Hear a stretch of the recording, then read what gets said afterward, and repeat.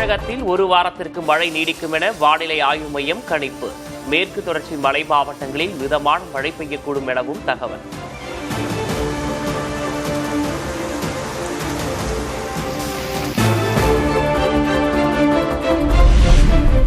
சென்னையின் ஒரு சில இடங்களில் இன்று மழைக்கு வாய்ப்பு.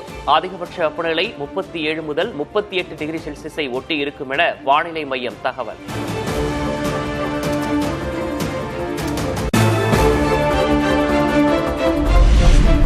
தமிழ்நாட்டில் அதிகபட்சமாக ராமநாதபுரம் மாவட்டம் தொண்டியில் 105 டிகிரி ஃபாரன்ஹீட் வெப்பம் பதிவு. நாகை, கடலூர், மதுரை விமான நிலையம், பரங்கிப்பேட்டை, திருச்சி உள்ளிட்ட இடங்களிலும் வெயில் சதம் அடித்தது.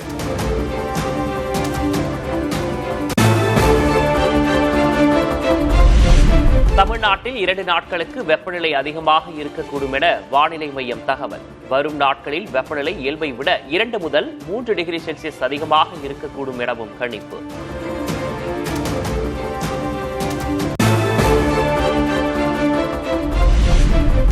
மும்பையில் பெய்து வரும் கனமழையால் ரயில் சேவைகள் கடும் பாதிப்பு.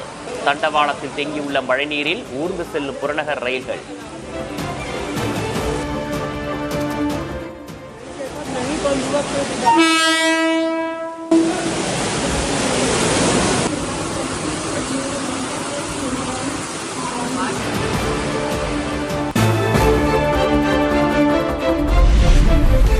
தொடர் மழையால் கடுமையாக சேதமடைந்த மும்பை புனே எக்ஸ்பிரஸ் நெடுஞ்சாலை மூடல். 7000 கோடி ரூபாய் மதிப்பீட்டில் கட்டப்பட்டு மே மாதம் திறக்கப்பட்ட சாலை சேதமடைந்ததால் பொதுமக்கள் அதிருப்தி.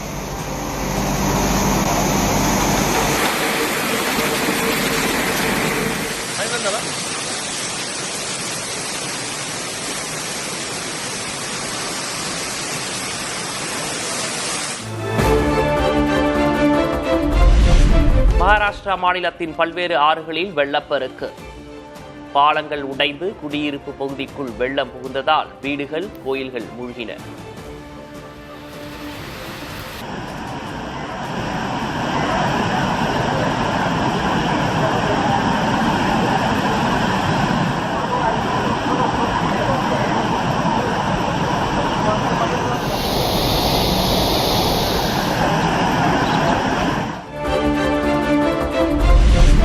மும்பையில் தொடர் கனமழையால் பல்வேறு இடங்களில் தேங்கியுள்ள வெள்ளம்.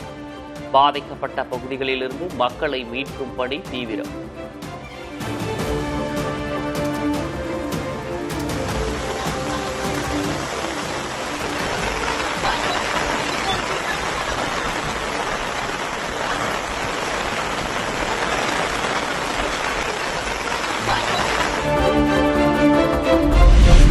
மும்பையை அடுத்த ராய்கட் பகுதியில் பெரு வெள்ளத்தால் இயல்பு வாழ்க்கை முடக்கம். வாழ்விடம் தேடி வெளியேறும் மக்கள்.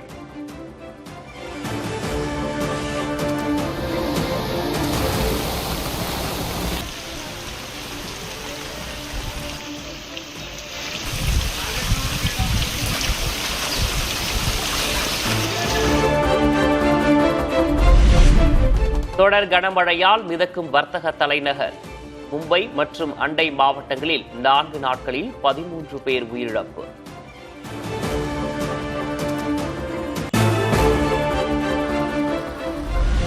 தொடர் மழை காரணமாக உத்தராகண்ட் மாநிலத்தில் பெருக்கெடுத்து ஓடும் அலக்நந்தா ஆறு. கரையோர மக்கள் பாதுகாப்பாக இருக்க அறிவுறுத்தல்.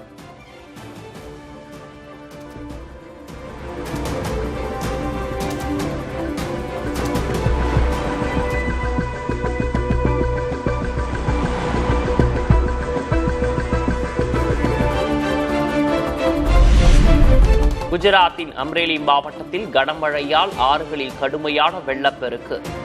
அம்ரேலி சவர்குண்ட்லா மாநில நெடுஞ்சாலை வெள்ளத்தில் அரித்துச் செல்லப்பட்டதால் போக்குவரத்து முடக்கம்.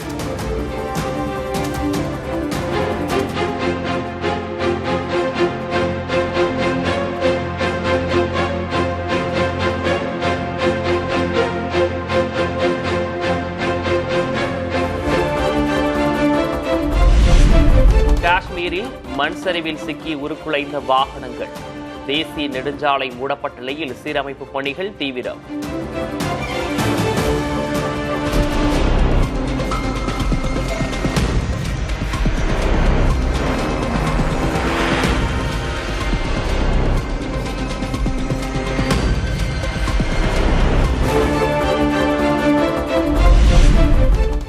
யூஜி மறுதேர்வு முடிவுகள் வரும் ஜூலை 20ஆம் தேதிக்குள் வெளியிடப்படும் என்று தகவல். மருத்துவ கல்வியாண்டு தாமதமாவதை தவிர்க்கும் வகையில் விரைவில் வெளியிட திட்டம்.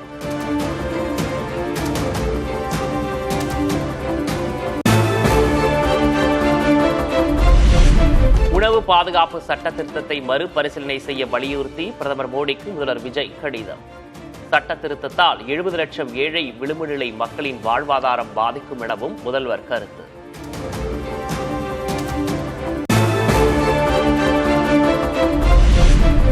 நெம்மேலி கடல் நீரை குடிநீராக்கும் திட்ட விரிவாக்க பணிகள் குறித்து முதல்வர் விஜய் நேரில் ஆய்வு. புதிய குடிநீர் திட்டத்தை விரைந்து செயல்பாட்டுக்கு கொண்டுவர அதிகாரிகளுக்கு அறிவுறுத்தல்.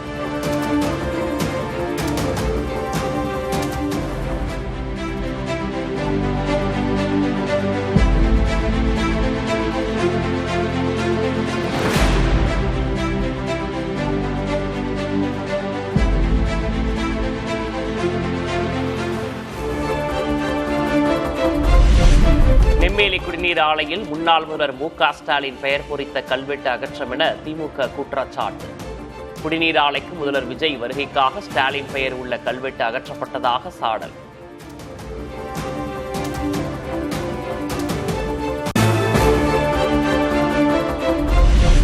கல்வெட்டுகளை எடுத்தாலும் எல்லோர் மனதிலும் இருப்பார் மு.க. ஸ்டாலின். மீண்டும் கல்வெட்டுகளை வைக்காவிட்டால் போராட்டத்தில் ஈடுபடுவோம் என்றும் முன்னாள் அமைச்சர் தாமோ அன்பரசன் எச்சரிக்கை.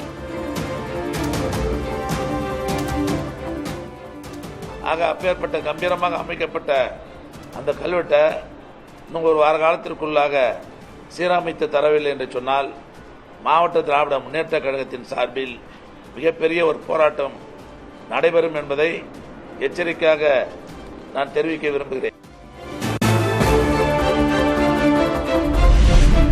நெம்மேலியில் சாலையோரமாக இருந்த கல்வெட்டு அதிர்வுகள் காரணமாக சேதமடைந்ததால் பராமரிப்பு பணிகள் நடப்பதாக அதிகாரிகள் விளக்கம். திமுக ஆட்சியில் வைக்கப்பட்ட கல்வெட்டு மீண்டும் நிறுவப்படும் எனவும் உறுதி.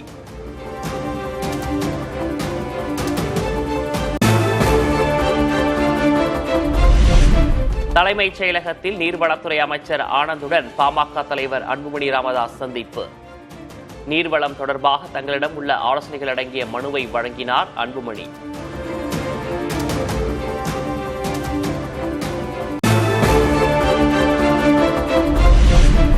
நீர் மேலாண்மையில் திராவிட கட்சிகள் மிகப்பெரிய தோல்வி அடைந்துள்ளதாக அன்புமணி விமர்சனம்.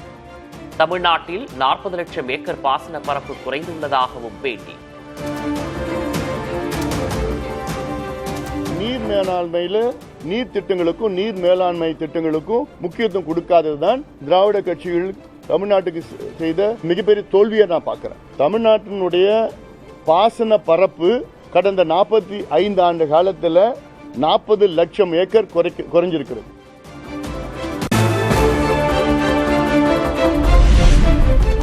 அமைச்சர் ஆனந்த் பாமக தலைவர் அன்புமணி ராமதாஸ் சந்திப்பில் கலந்து கொண்ட ஜான் ஆரோக்கியசாமி.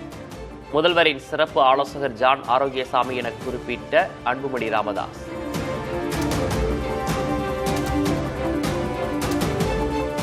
முதலமைச்சருடைய சிறப்பு ஆலோசகரும் இந்த கூட்டத்தில் கலந்து கொண்டார்கள் ஜான் அவர்கள்.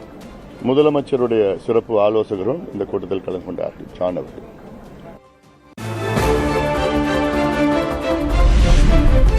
மேகதாது அணைக்கு எதிராக தமிழ்நாடு காங்கிரஸ் கமிட்டி செயற்குழுவில் தீர்மானம் நிறைவேற்றம். கர்நாடக அரசு மேகதாதுவில் அணை கட்டும் முயற்சிகளை கடுமையாக எதிர்ப்பதாக தீர்மானம்.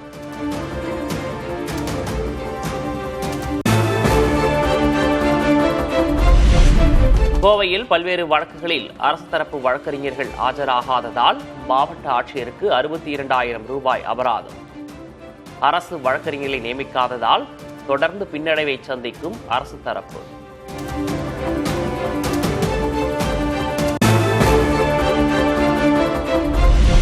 அமைச்சர்களுக்கு எதிராக திமுக தொடர்ந்த வழக்கு உச்சநீதிமன்றத்தில் இன்று விசாரணை.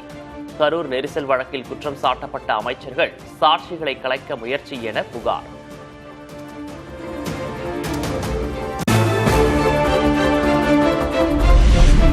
சட்டமன்ற தேர்தலில் கட்சி நிர்வாகிகளின் வீட்டில் இருந்து கூட அதிமுகவுக்கு வாக்குகள் விழவில்லை. சிவகங்கை மாவட்டம் நிர்வாகிகள் ஆலோசனை கூட்டத்தில் எடப்பாடி கே. பழனிசாமி வேதனை.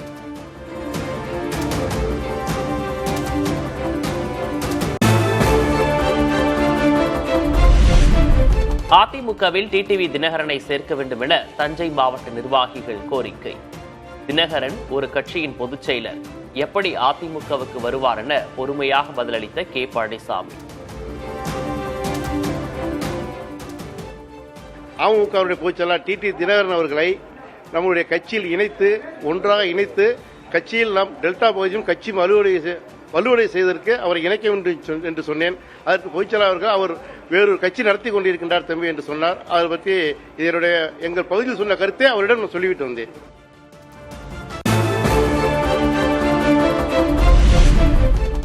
தஞ்சை மாவட்ட நிர்வாகிகளுடனான ஆலோசனைக் கூட்டத்தில் கட்சி மாறியவர்கள் குறித்து எடப்பாடி கே. பழனிசாமி விமர்சனம். பதவிக்காகவும் சொத்தை காப்பாற்றிக் கொள்ளவுமே கட்சி மாறியுள்ளதாக சாடல்.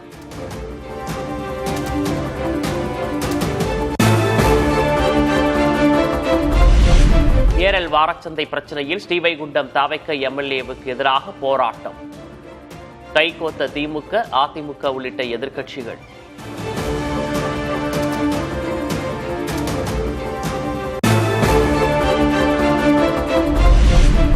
திமுகவுக்கு வரச் சொல்லி 50 கோடி ரூபாய் பேரம் பேசப்பட்டதாக ஸ்ரீவைகுண்டம் தாவைக்க எம்எல்ஏ சரவணன் குற்றச்சாட்டு. அனிதா ராதாகிருஷ்ணனின் ஆட்கள் தன்னிடம் பேரம் பேசியதாக ஆடியோவையும் வெளியிட்டார். எனக்கு 100, 50, 100 இல்லைண்ணா, நீங்க 500 கோடி வந்தா கூட எனக்கு இந்த மாதிரி விஷயங்கள்ல பிடிக்காது. நீங்க கொஞ்சம் தம்பியை விசாரிச்சீங்க, உங்களுக்கு மேல சொன்னார்ட்டே சொல்லுங்க. எனக்கே ஒரு வருத்தம் என்னன்னா, என்கிட்ட ஒரு 7-8 பேர் கேட்டாங்க. அதே எனக்கு ரொம்ப வருத்தமா இருக்கு. என்னன்னா, அப்ப நான் அந்த அளவுக்கு டீக்கா இருக்குன்னு நினைக்காங்களா, இல்ல எதை பணம் கொடுத்தா சரணம் பேரும் நினைக்காங்களா என்னன்னு தெரியல.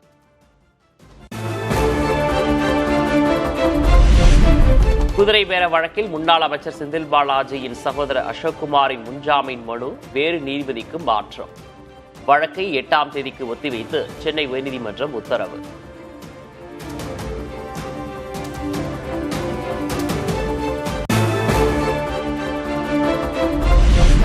விருதுநகர் அருகே 15 வயது சிறுமி மீது காரை ஏற்றி கொலை செய்ய முயற்சி. 4 பேர் கொண்ட கும்பலை தேடி வரும் காவல்துறை.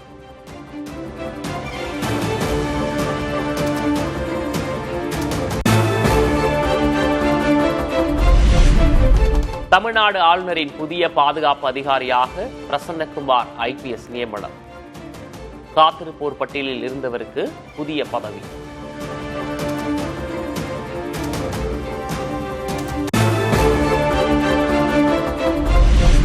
காரைக்காலில் சாலை விதிகளை மீறுவோருக்கு தானியங்கி கருவி மூலம் அபராதம் விதிக்கும் பணி தீவிரம். விபத்துகள் அதிகம் நேரிடும் பகுதியில் புதுச்சேரி போக்குவரத்து காவல்துறை நடவடிக்கை.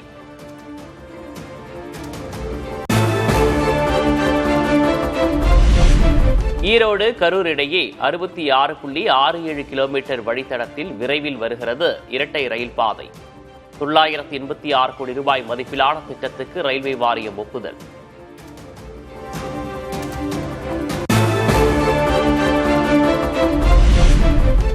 நெய்வேலி NLC நிறுவனத்தின் நிலக்கரி அள்ளும் ராட்சச பக்கெட் வீல் இயந்திரம் போக்குவரத்தை நிறுத்தி வேறு சுரங்கத்திற்கு மாற்றப்பட்டது.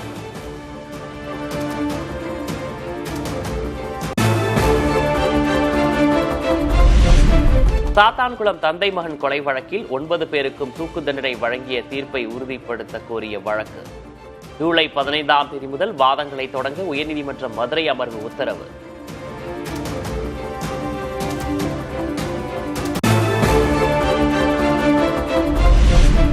ராமநாதபுரம் அருகே கொடிக்குளம் வேளாண்மை கூட்டுறவு கடன் சங்கத்தில் நகைக்கடன் மோசடி. 400 விவசாயிகளை ஏமாற்றிய பணியாளர்கள் மீது நடவடிக்கை கோரி மாவட்ட ஆட்சியரிடம் புகார்.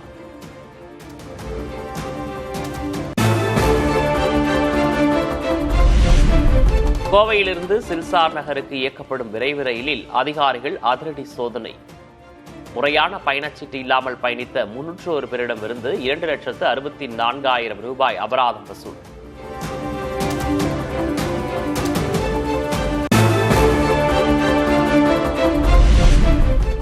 தமிழகத்தில் பைக் டாக்ஸி நிறுவனங்களை ஒழுங்குபடுத்துவதற்கான சட்ட அமைப்பை உருவாக்க கோரிய வழக்கு. மோட்டார் வாகன சட்டப்படி அனுமதி வழங்க வாய்ப்புள்ளதா என்பது குறித்து பதில் தாக்கல் செய்ய தமிழக அரசுக்கு உத்தரவு.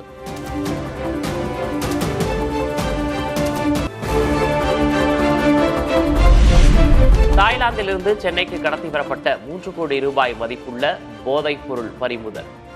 பயணியை கைது செய்து சுங்கத்துறை அதிகாரிகள் விசாரணை.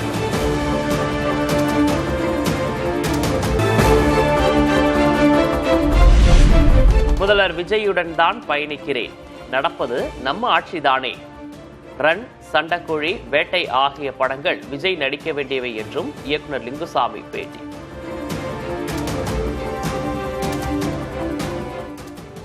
தமிழன் ஒரு படம் தம்பி பண்றாங்க, அதனால கமிட் ஆயிருக்காரு. ஒரு பொண்ணு பின்னாடி சுத்துறது, இந்த மாதிரி டைப் ஆஃப் படம் அப்போ அவங்களுக்கு கரெக்டாக ஆகலை, அதனால அவங்க ஒத்துக்கல. அதுக்கப்புறம் சண்டைக்கோடி, அது சார் பண்ண வேண்டியது, அது மிஸ் ஆச்சு. வேட்டை பண்ண வேண்டியது மிஸ் ஆச்சு.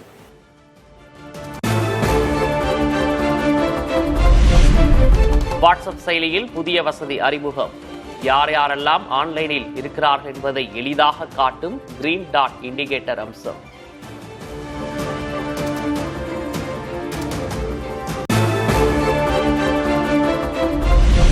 மைக்ரோசாப்ட் நிறுவனம் தனது உலகளாவிய பணியாளர்களில் 4800 பேரை பணி நீக்கம் செய்வதாக அறிவிப்பு. வேகமாக மாறிவரும் தொழில்நுட்பத்துறைக்கு ஏற்ப நிறுவனத்தை மறுசீரமைக்கும் நடவடிக்கை என கருத்து.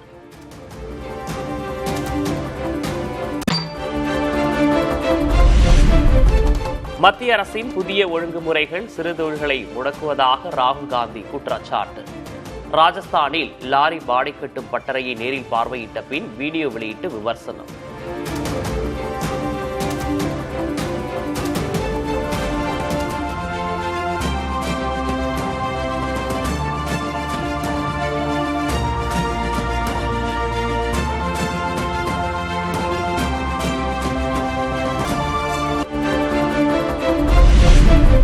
அயோத்தி ராமர் கோயில் அறக்கட்டளை பொதுச் செயலர் சம்பத் ராய், அறங்காவலர் அனில் மிஸ்ரா ராஜினாமா ஏற்பு. பல கோடி ரூபாய் நன்கொடை மற்றும் காணிக்கை திருட்டு விவகாரத்தில் தார்மீக பொறுப்பேற்று இருவரும் பதவி விலகல்.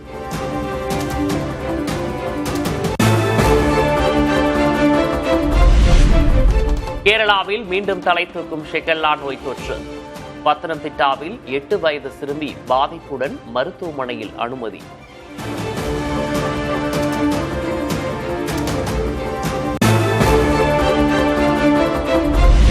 பஹல்காம் பயங்கரவாத தாக்குதல் தொடர்பாக ஜம்மு காஷ்மீர் நீதிமன்றத்தில் கூடுதல் குற்றப்பத்திரிகை தாக்கல். லஷ்கர்-இ தொய்பா அமைப்பின் ஹபீஸ் சயீத் உள்ளிட்டோரின் பெயர் சேர்ப்பு. கொல்கத்தா அருகே 11 வயது சிறுமி பாலியல் வன்கொடுமை செய்யப்பட்டு படுகொலை. குற்றவாளி என சந்தேகிக்கப்பட்ட நபர் அடித்துக் கொல்லப்பட்டதால் பதற்றம். மேற்கு வங்கத்தில் சிறுமி படுகொலை சம்பவத்துக்கு எதிராக மெழுகுவர்த்தி ஏந்தி போராட்டத்தில் ஈடுபட்ட மம்தா பானர்ஜி ஆட்சியை இழந்த பிறகு முதல் முறையாக போராட்ட களத்திற்கு வந்ததால் திரிணாமுல் காங்கிரஸ் கட்சியினர் உற்சாகம்.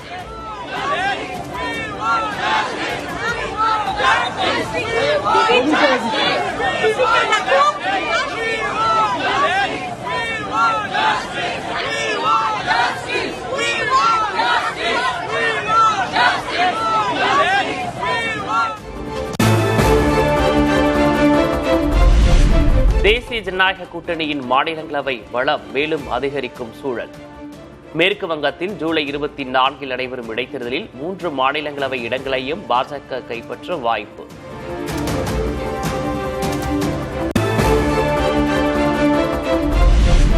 குஜராத்தில் கால்நடை பராமரிப்பாளரை கடித்து குதறிய சிங்கம். நல்வாய்ப்பாக காயத்துடன் உயிர் தப்பினார்.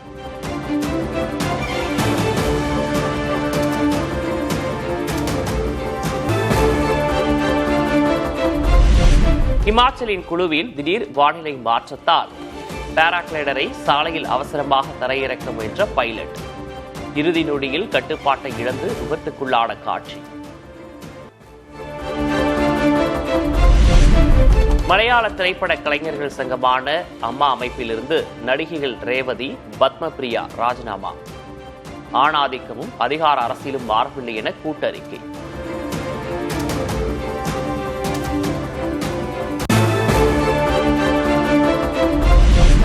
மறைந்த ஈரானின் உச்ச தலைவர் அயதுல்லா அலி காமேனி இறுதி ஊர்வலத்தில் லட்சக்கணக்கானோர் பங்கேற்பு. பேரணியாக எடுத்துச் செல்லப்பட்ட உடல் மீது பூக்களை தூவி மக்கள் அஞ்சலி.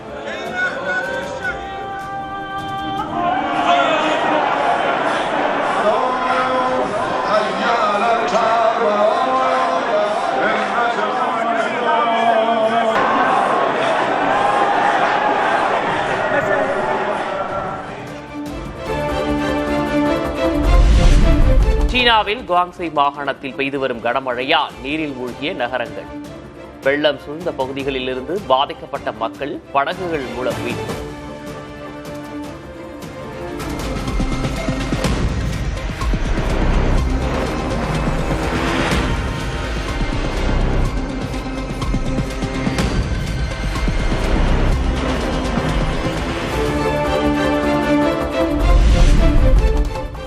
சீனாவில் ஷாங்ஸி மாகாணத்தில் கனமழை காரணமாக ஆர்ப்பரித்து கொட்டும் ஹூகோ அருவி. பேர் இரைச்சலுடன் கொட்டும் அருவியை காண குவியும் சுற்றுலா பயணிகள்.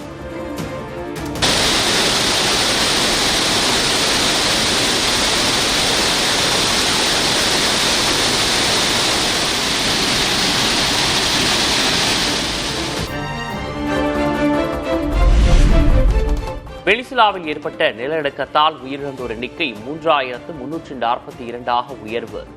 நிலநடுக்கம் ஏற்பட்ட 11 நாட்களுக்கு பிறகு மீட்கப்பட்ட கிளி.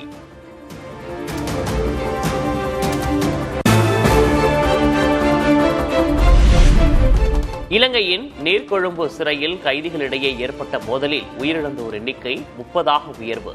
50க்கும் மேற்பட்ட கைதிகள் காயம். மோதலை தடுக்க துப்பாக்கிச் சூடு.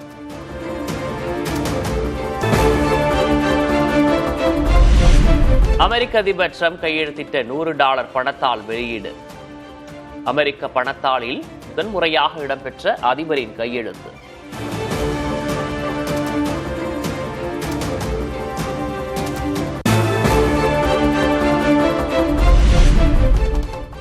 சந்தைகளில் அறிமுகமாகியுள்ள மெஜந்தா வெண்டைக்காய் என்று அழைக்கப்படும் ஊதா நிற வெண்டைக்காய் உடல் இதய ஆரோக்கியத்துக்கு உதவும் என மருத்துவ நிபுணர்கள் தகவல்.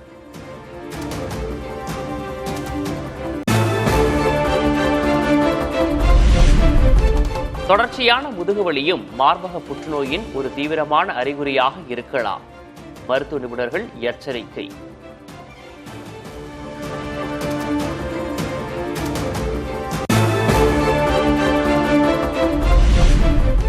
ஃபிஃபா உலகக்கோப்பையில் போர்ச்சுகலை 1-0 என்ற கோல் கணக்கில் வீழ்த்தி காலிறுதிக்கு முன்னேறிய ஸ்பெயின் கிறிஸ்டியானோ ரொனால்டோவின் உலகக்கோப்பை கனவையும் முடிவுக்கு கொண்டு வந்தது.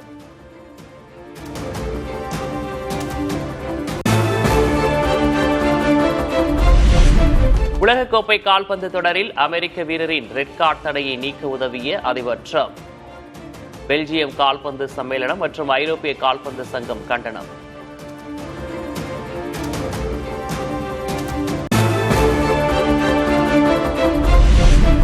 பிரேசில் கால்பந்து அணி தனது வரலாற்றின் அழுத்தத்தால் துரத்தப்படுகிறது. உலகக்கோப்பையிலிருந்து வெளியேறியது குறித்து முன்னாள் கால்பந்து வீரர் ஸ்லாடன் இப்ராஹிமோவிச் கருத்து.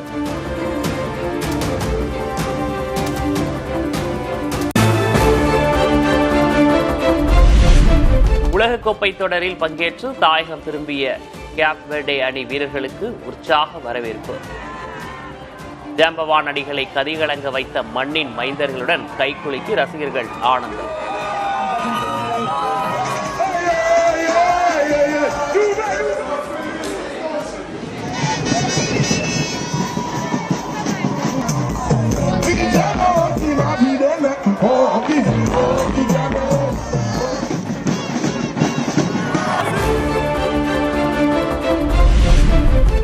தென்கொரியாவில் ரோபோட்டுகளுக்கு இடையே நடைபெற்ற கால்பந்து சாம்பியன்ஷிப் தொடர்.